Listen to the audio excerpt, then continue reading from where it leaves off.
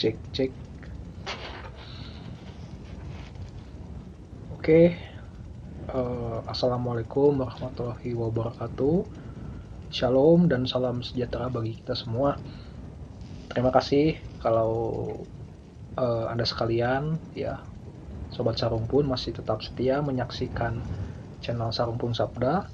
Saya juga berterima kasih untuk siapapun yang boleh mampir dan menonton video ini. Memang video ini saya beri judul pesan kepada Bapak Presiden terkhusus ya, kepada Pak Jokowi. Tetapi biarlah melalui video ini juga menjadi pembelajaran, juga menjadi hikmah ya, yang bisa kita petik dari setiap kalangan, latar belakang manapun. Ya, izinkan saya meminta maaf dulu untuk setiap Sobat Sarumpun, termasuk untuk Pak Jokowi yang menyaksikan ini mungkin begitu ya, ataupun pemerintahan. Dalam video ini saya tidak bermaksud untuk menyudutkan satu pihak atau menjudge atau menjelek-jelekan begitu ya. Tetapi saya menyampaikan curahan hati saya kepada bangsa Indonesia tentu saja. Nah, baru-baru ini kita mendengar bagaimana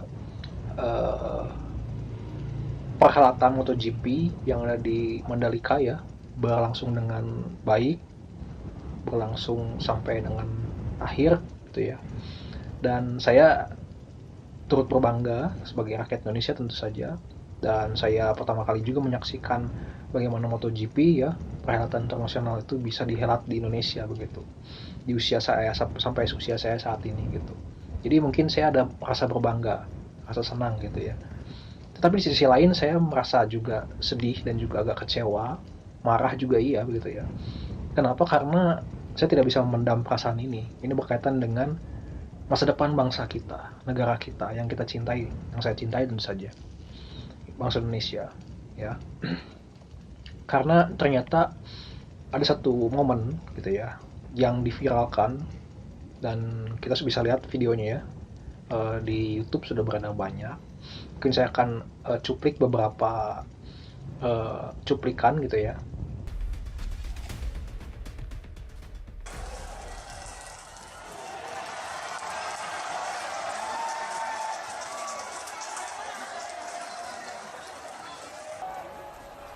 Cuma di MotoGP Indonesia.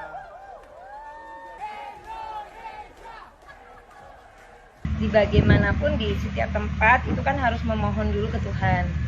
Jadi kan kalau Rara kan sebutnya Allah Tuhan yang Maha Kuasa karena kan lebih ke universal. Nah habis itu tuh sebenarnya dupa ini ke asap. Ini kan ada benteng 4 penjuru. Jadi 4 penjuru mata angin itu dikasih benteng dan di sini tuh Rara tuh harus mengenal setiap daerah. Jadi ada dupanya itu yang di luar sirkuit dan di dalam sirkuit. Kalau di dalam sirkuit itu Rara naruh 2 tempat, satu di pedok di pojok dulu, pojok barat, pojok timur, sama ada yang di dekat Bukit Jokowi di pojok situ. Ada yang udah aku pasangin dupa tapi ternyata energinya di situ tidak perlu didatengin lagi. Terus Rara itu kayak semacam gini. Sebenarnya seorang yang indigo itu punya mata batin. Dia punya mata ketiga, jadi kayak ada yang mampir, pingin disapa, pingin diajak ngobrol, ya saya datengin gaibnya itu. Ada ucapannya, karena di setiap titik kan di sini saya bisa komunikasi ke alam lain, ada nama-namanya. Sobat Sarumpun, sebagaimana yang sobat lihat dan bagaimana sobat dengarkan, bahwa di sana itu membahas tentang seorang pawang hujan ya, yang bernama Rara, Ibu Rara ya, saya panggil begitu. Yang saya mau bahas adalah pure untuk kebaikan bangsa Indonesia, kepedulian saya kepada bangsa Indonesia tentu saja. Nah, pesan saya yang saya ingin sampaikan kepada Pak Jokowi terkhusus begitu ya, Pak Jokowi. Mungkin ini pertama kali saya menyampaikan pesan gitu ya, secara langsung begitu ya, lewat media massa tentu saja. Nah, Pak Jokowi saya yakin bahwa Bapak mempunyai kepercayaan ya, mempunyai iman begitu ya, untuk tidak berpaut kepada nama lain selain daripada nama Allah atau Allah gitu ya, atau Tuhan. Tidak ada nama lain yang boleh kita berpaut, atau tidak ada nama lain yang boleh disejajarkan dengan nama Allah gitu ya. Dalam hal baik itu kuasanya, baik dalam hal pemujaannya gitu ya, dan sebagainya. Tidak boleh ada yang selevel gitu. Saya tahu Bapak Jokowi juga punya pandangan yang sama ya. Kemudian saya juga tahu dan yakin bahwa sebenarnya Pak Jokowi juga meyakini gitu ya, bahwa Bapak Jokowi punya kuasa untuk berdoa, dan doa Pak Jokowi ini dikabulkan oleh Allah ya, Allah Subhanahu wa taala gitu ya. Allah yang Maha Esa itu begitu. Saya yakin Pak Jokowi punya pemikiran sependapat dengan saya, bahwa Pak Jokowi bisa berdoa dan dikabulkan oleh Allah, 100% dikabulkan gitu ya. Nah, lalu yang menjadi pertanyaan saya, apakah doa-doa kami ya, para masyarakat umum yang percaya kepada Allah yang Maha Esa, Allahnya orang Israel, Allahnya Abraham, Allahnya Ishak ya, kalau kami meyakini Yesus Kristus begitu sebagai Allah dan Allah bagi semua manusia, apakah itu doa kami yang bangsa yang memiliki sekitar 200 juta ini, atau katakanlah ratusan juta yang mengakui dan beribadah kepada Allah yang Esa itu, apakah itu kurang untuk bisa mengabulkan doa bahwa tidak terjadi hujan atau mungkin cuaca yang baik ya di saat race MotoGP kemarin di Mandalika ya. Nah, apakah Bapak rasa masih kurang gitu ya? Atau Pak Jokowi juga merasa kurang dengan adanya doa dari pendeta, ustadz, kiai ya? Atau Pak Jokowi mungkin masih merasa kurang kalau setiap hari kita mendengarkan kumandang azan? Apakah doa kami itu masih kurang untuk bisa benar-benar menghentikan atau paling tidak membuat Allah menghentikan hujan begitu dan membuat cuaca baik ya? Nah, apakah Pak Jokowi juga dan saya yakin Pak Jokowi juga tahu bahwa Allah memberikan sesuatu itu yang terbaik, bahkan hujan pun adalah berkat ya Pak Jokowi ya. Nah, lalu pertanyaannya Pak Jokowi ini dengan segala kerendahan hati saya, mohon maaf gitu ya, mengapa Allah pun tidak berkenan kalau kita menyekutukan dirinya dengan makhluk-makhluk ciptaannya ya, dengan jin lah ya, dengan malaikat bahkan. Justru itu akan mendatangkan kutuk bukan berkat bagi bangsa ya. Nah, Pak Jokowi dan juga Sobat Sarumpun ya yang saya kasihi, bahwa saya punya satu kesaksian gitu ya, ketika saya menginginkan hujan berhenti saat itu juga. Saya hanya sekedar berdoa dalam hati, meminta kepada Tuhan tentu saja supaya hujan itu benar-benar berhenti ya. Dan tidak sampai hitungan menit mungkin ya, hujan itu berhenti saat itu juga. Ini bukan karang-karangan, ini hanya sekedar harapan saya, doa saya ketika itu, tapi bisa langsung terjadi. Ini membuktikan bahwa tidak perlu kemampuan khusus ya, skill khusus, apakah itu pawang hujan, dukun dan lain sebagainya, yang menyekutukan Tuhan dengan Allah-Allah lain, dengan jin, dengan setan-setan roh-roh jahat gitu ya, dengan nama-nama lain. Tidak membutuhkan hal itu ya, hanya butuh satu ucapan saja, iman kepada Tuhan, semua bisa dikabulkan. Nah, saya yakin Pak Jokowi mempunyai iman yang sama dengan saya, yaitu bahwa Tuhan sendiri bisa memberikan kita kuasa untuk kita memohon dan Tuhan mengabulkan permohonan kita. Nah, dan saya juga orang yang cinta dengan budaya, cinta dengan kearifan lokal gitu ya. Apakah saya membenci pawang hujan? Tentu saya tidak membenci ya, tentu saya menikmati, enjoy dengan kebudayaan atau ciri khas Indonesia. Tetapi jika ini mau dipertontonkan sebagai budaya, maka pertontonkanlah dengan budaya, cukup dengan sampai dengan budaya, yaitu mungkin bisa dengan mengganti perannya, yaitu yang kita ambil hanya sekedar pertunjukannya saja, show-nya saja. Bukankah seperti itu? Misalkan kita tetap mengambil bagaimana temanya sebagai pawang hujan, tetapi bangsa kita tidak dalam kondisi baik-baik saja saat ini, sedang dalam tahap proses krisis. Lalu mari jangan sampai ada namanya tahapan krisis iman. Ini yang berbahaya. Kalau sampai ada krisis iman, maka segala cara akan dihalalkan. Orang tidak peduli lagi dengan yang namanya agama. Ya. Orang menjadi skeptis, orang menjadi pesimis dengan Tuhan, dengan Allah. Karena bagi mereka, ya, Tuhan tidak mengabulkan doa saya. Ternyata orang yang memakai nama setan misalkan, mohon maaf, itu toh lebih nyata buahnya, hasilnya, dibanding kalau kita berdoa dan tidak ada jawaban. Nah, ini jangan sampai seperti ini. Nah, ini yang dikhawatirkan Pak Jokowi.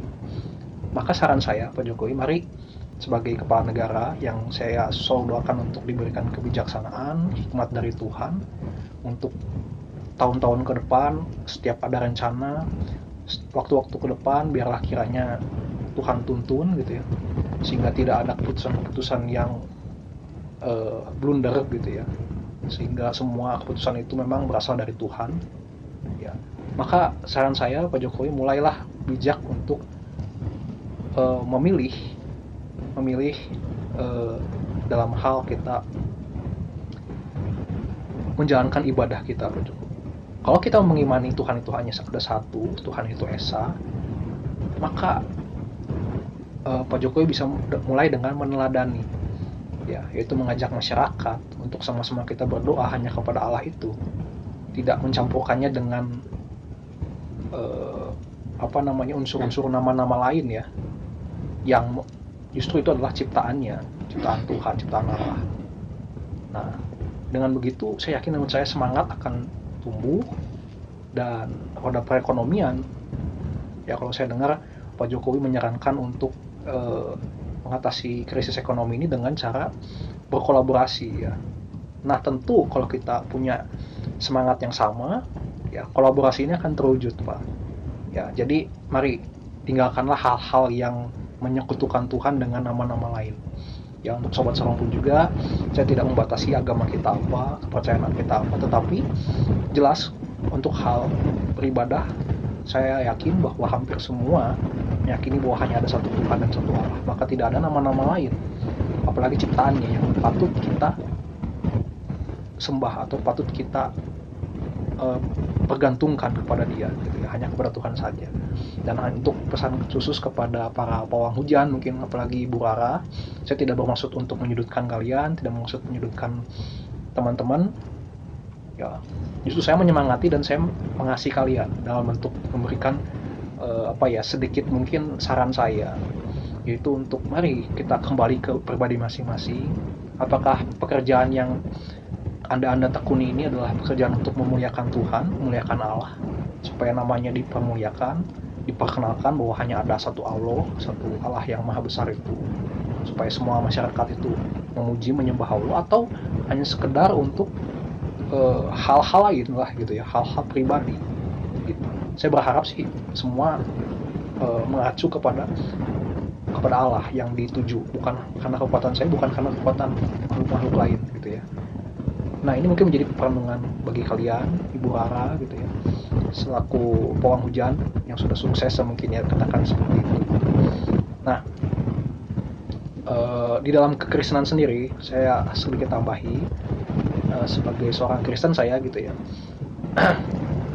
ada sebuah kisah ya dari seorang petenung atau dukun lah, katakan gitu ya, bernama Bileam di dalam Perjanjian Lama.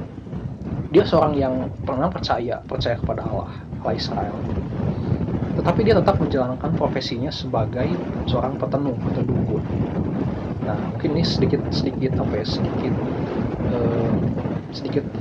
mirip lah kasusnya gitu ya, dengan konteks yang mungkin bangsa ini sedang hadapi.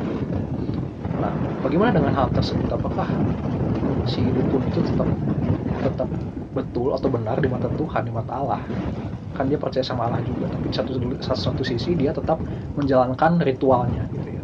Nah, yang namanya Bileam ini ternyata disebutkan di dalam Perjanjian Baru, ya, di dalam kitab Wahyu ditegur secara khusus oleh Tuhan Yesus begitu, bahwa ada jemaat yang mempunyai kelakuan seperti Bileam, yaitu seorang petenung yang jahat yang menggunakan kemampuannya itu untuk memperjualbelikan untuk kepentingan kejahatan. Jadi bangsa-bangsa mengutuk Israel, justru menyesatkan Israel, maksud saya.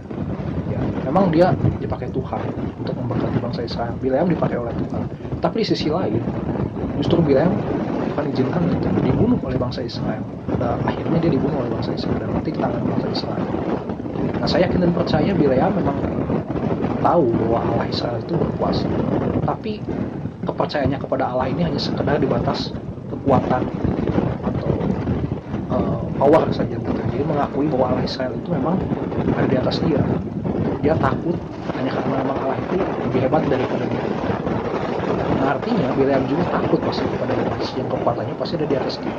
Makanya tidak heran ketika Bileam takut kepada Allah, dia pun tetap menjalankan ritual yang mungkin besar.